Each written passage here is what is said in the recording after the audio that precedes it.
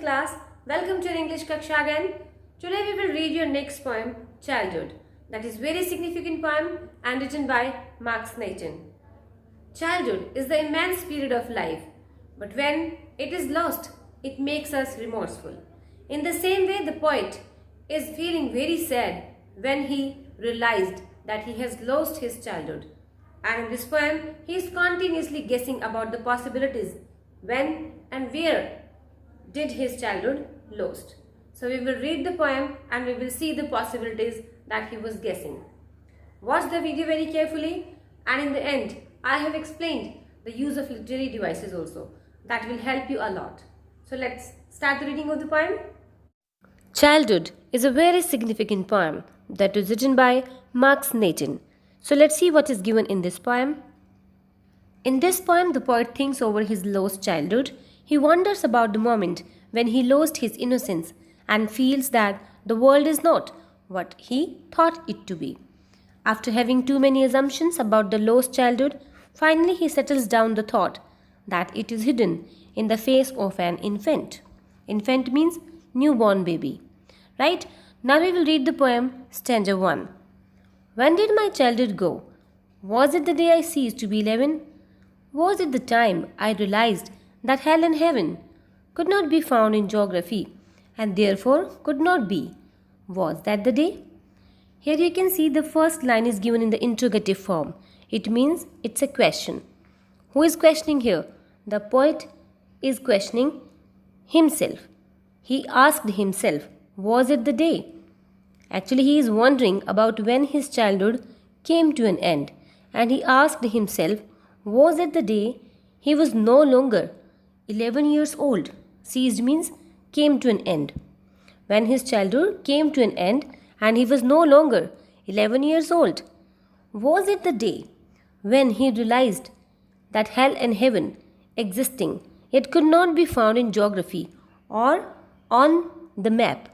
He realized that hell and heaven are just imaginary places and do not exist in this world. So that was the day when he lost his childhood. He was just wondering.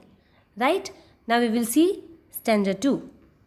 When did my childhood go? Was it the time I realized that adults were not all they seemed to be?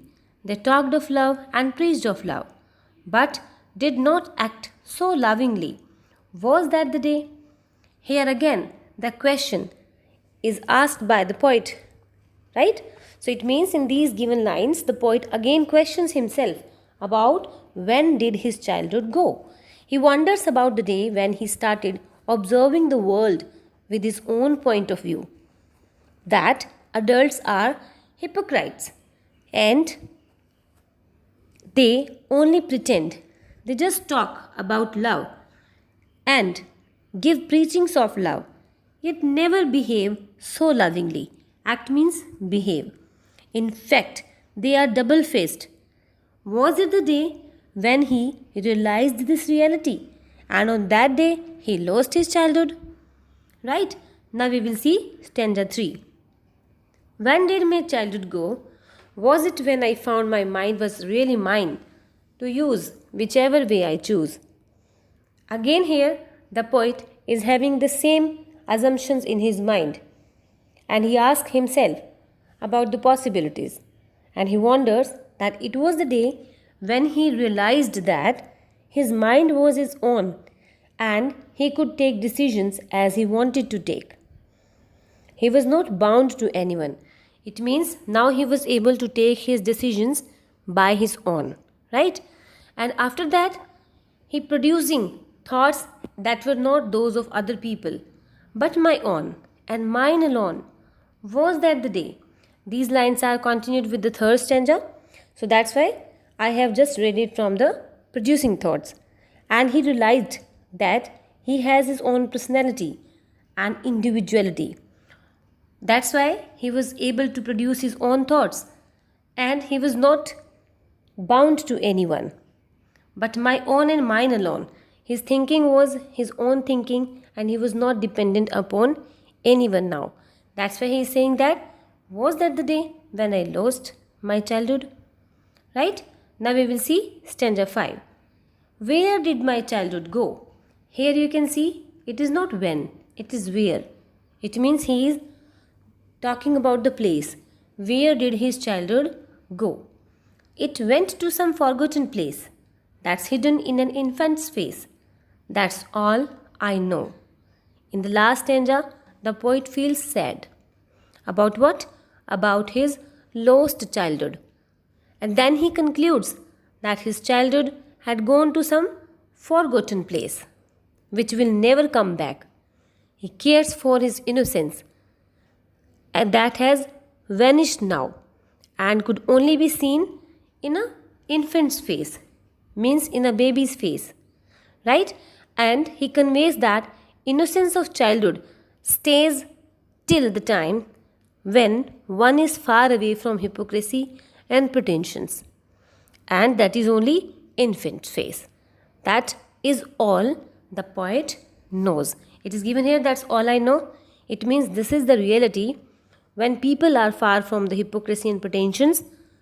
Till that time they are having their childhood, right? So that's why it is given here, where did my childhood go, right? Now we will see what kind of literary devices are used in this poem. First is alliteration. You can see in the lines the time, my mind, whichever way, thoughts that. Here, the time, TT is repeated, my mind, M is repeated, whichever way, W is repeated, and thoughts that, TT is repeated. That is called alliteration, right? Second is refrain. Refrain means a group of phrase which is repeated in the poem. I am repeating, refrain means a group of phrase which is repeated in the poem. And in this poem, when did my childhood go is repeated in 3 stanzas, right? In the last it is given, where did my childhood go? So this is the phrase and it is repeated in the poem. That's why it is called refrain.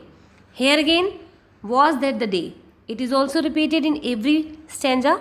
That's why it is called refrain. So here you can say refrain is the literary device that is used in these particular lines. Fine. Now next is antithesis. Antithesis means when 2 opposite words are used. In the poem, hell and heaven are used in the very first para. Fine. So there it is, antithesis.